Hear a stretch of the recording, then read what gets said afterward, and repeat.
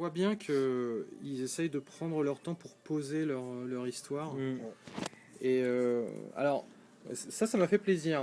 C'était dans les previews sur Internet. On voyait les nouveaux défenseurs apparaître.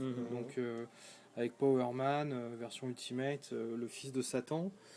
Là, il y a Nighthawk, Hellcat et Black Knight. Alors, moi, j'ai pas pu m'empêcher de regarder la version Ultimate des défenseurs le premier ou le deuxième volume, je sais plus. Non, dans le deuxième, je crois. Et c'était carrément ridicule. Giant Man arrive et puis il intègre cette équipe de défenseurs qui n'ont absolument aucun pouvoir, qui sont même pas entraînés, et ça donne quelque chose d'assez marrant. Là, quand même, on sent qu'ils veulent en faire une équipe à part entière. Ouais. Et moi, je serais curieux de savoir déjà comment ils ont eu leur pouvoir. Ça, déjà, ça pourrait être. Est-ce que ça sera expliqué plus tard? Ah bah, j'espère quand même. Pour l'instant, non. Ça c'est sûr. Il fait du bon travail quand même au niveau de. Je te dis, voilà, il y a des choses vraiment. Il y a des trucs graphiques qui sont moins bien que d'autres, et voilà, c'est assez hétérogène l'ensemble. Le Thor est assez bien représenté, surtout. J'aime beaucoup le Thor. Non, on voit bien qu'il y a quelque chose. Non, enfin là c'était Ella, la fille de Loki, et faut dire ce qu'il y a. Frank Cho se débrouille vraiment bien avec ce personnage-là. Mais qu'en est-il de l'histoire alors? Qu'est-ce que tu en as pensé? C'est un démarrage là encore, un démarrage à mon avis meilleur que pour Ultimate X. On nous replace vraiment l'histoire après la fin des Ultimates. On fait un petit peu le décompte des morts. Les Ultimates lèchent leur plaie. Et on a donc une discussion avec Iron Man. On apprend qu'Iron Man a un cancer, enfin Tony Stark. On va pas rentrer trop dans les détails. Non, mais c'est dans la première page. Donc, enfin, c'est un peu marrant parce que dans l'Ultimate, le premier, il avait déjà un cancer dans le cerveau. Et après, on n'en a plus parlé pendant 2 volumes. On a l'impression finalement que la continuité de l'univers normal avec la multiplication des titres Avengers atteint aussi l'univers Ultimate.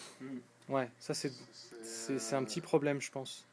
Par contre, il peut y avoir des incidences entre ce titre-là et Ultimate Comics Avenger, puisque il y a quand même Captain America qui apparaît dedans. Et il a une histoire propre à lui dans l'autre série, qui implique aussi Crâne Rouge. Donc, je pense que au niveau temporel, je me demande où se place l'un par rapport à l'autre. C'est la grosse question et qui n'est pas du tout résolue au vu de ce premier épisode. Mais je pense qu'il va y avoir une certaine... ça va être l'occasion en fait dans 2 magazines de traiter régulièrement des deux équipes. Je pense qu'on va retrouver l'une et l'autre dans les pages du magazine d'en face. Par contre, l'équipe qui est dans l'autre série est un peu plus hardcore. Il y a le frère de Tony Stark qui est déjà encore... il a beaucoup moins de scrupules que Tony Stark. Déjà que Stark en avait pas beaucoup dans l'univers Ultimate, là c'est mort. Il y a aussi un Hulk qui est un peu plus intelligent, beaucoup plus gérable. En fait, ce qu'ils ont fait, c'est qu'ils ont fait un clone de Hulk et ils l'ont lobotomisé.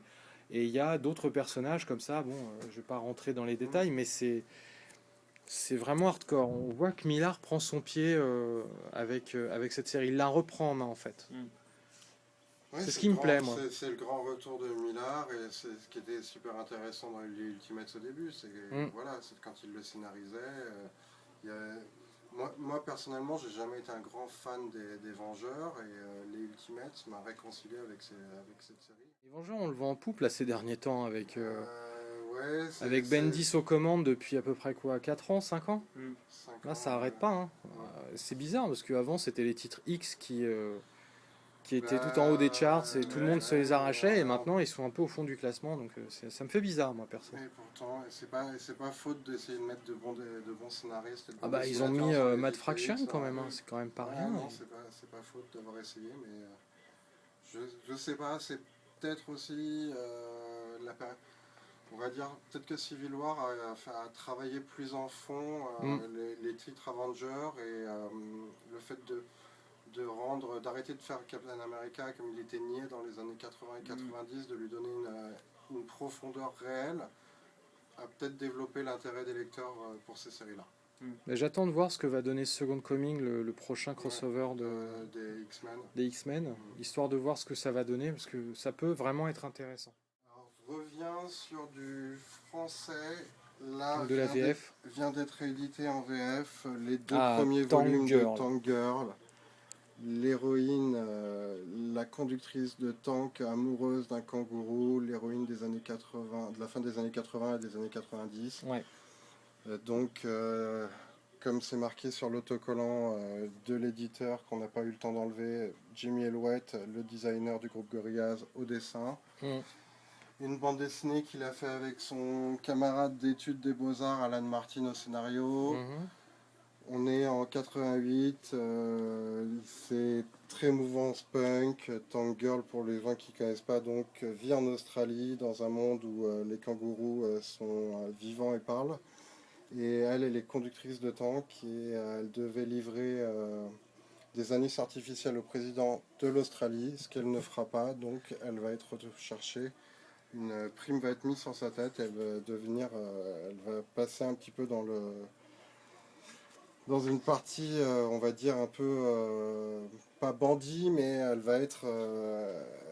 aura plus de statut social existentiel. Elle est dans la clandestinité. Voilà, elle est dans la clandestinité, c'était le mot que je cherchais. Merci beaucoup. C'est des histoires courtes qui étaient publiées donc fin des années 80, début des années 90 en Angleterre.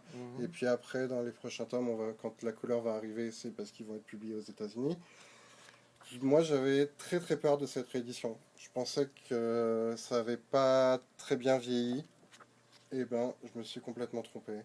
C'est une pure merveille. Et surtout que ça a l'air délirant, ça part dans tous les sens. Voilà, c'est ça qui est génial en fait. Graphiquement, on se prend une barre de rire à chaque fois qu'on lit Tank Girl. Ouais, faut le dire. Ouais, tout à fait. Les histoires ont ni queue ni tête. Parfois, ils font des histoires en 2 pages en disant si vous êtes capable de faire un non-scénario mieux que le nôtre, n'hésitez pas à nous écrire. C'est vraiment dans cet esprit-là. Et graphiquement, je trouve que ça n'a pas bougé d'un poil. C'est celle-là que je trouve vraiment énorme. Là, il y a Tank Girl avec son mec. En train de regarder la télé. Personne trouve bizarre que c'est un kangourou. Mais c'est vraiment génial. Moi, franchement, je kiffe. Avec un petit perso, je sais pas si Disney s'est inspiré de lui plus tard pour faire Lilo et Stitch. Enfin, vraiment, c'est une série pour tous les gens qui connaissent pas, qui sont pas spécialement fans de mainstream, à lire absolument, quoi. C'est très rock, c'est très punk dans l'esprit, c'est un petit peu subversif et je reviens là-dessus parce que c'est vrai que graphiquement, moi je trouve que c'est une claque. Hein. Ouais, pour des dessins qu'il a fait, ses premiers dessins qui datent il y a maintenant 20 ans pratiquement, ça déchire.